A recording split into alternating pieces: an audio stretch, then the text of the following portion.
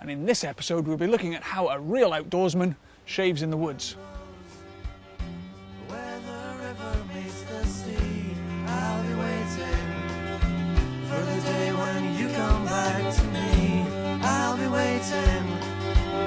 I cut myself a slice of time when the wind blows, when the river meets the sea.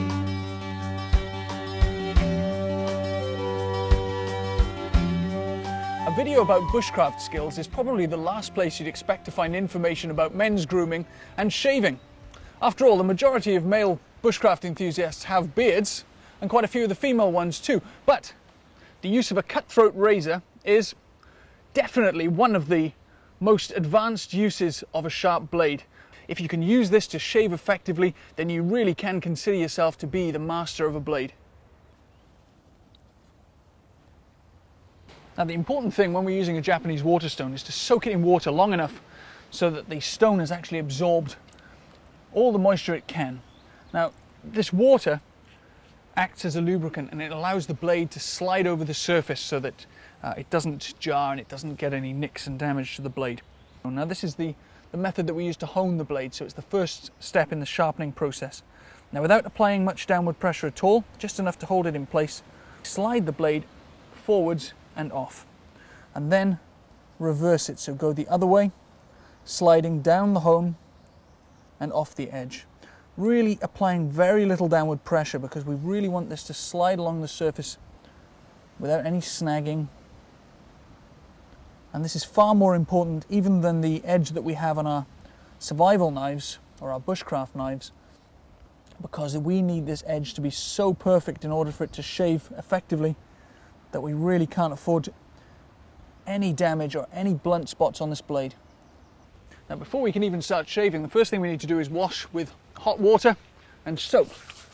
This helps to clean up and prevent any infection in the stubble, and it also starts the process of lifting the hairs and softening the hairs ready for shaving. So very important to use hot water for this and really get into the stubble, make sure it's all cleaned up.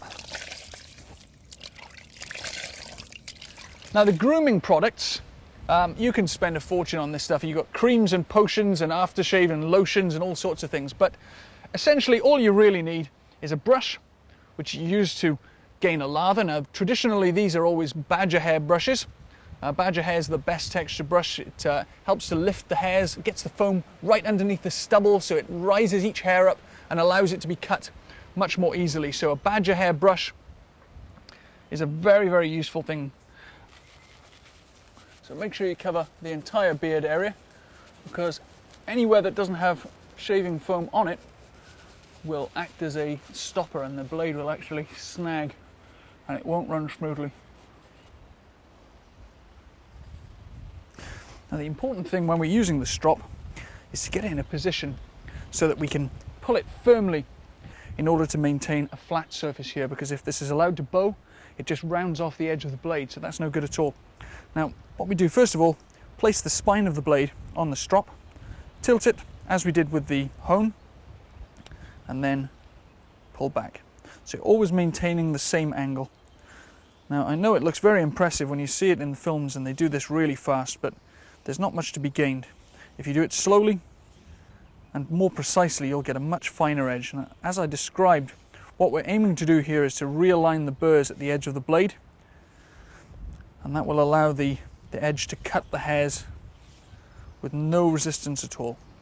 Starting off, always aim to maintain tension on the face, and this helps to allow the blade to slide cleanly over the skin. So you really have to keep that skin tensioned up. The hairs on your face grow in different directions, and we should always shave in the direction that the grain grows, which is to cut in the direction that the hair is growing. On your face, the hair is growing in a downwards angle, so we cut in a downward motion. But on your neck, it's growing in an upward angle, so we always cut upwards. That can be quite tricky, so practice makes perfect. Now, one thing I realized when I first started shaving like this is why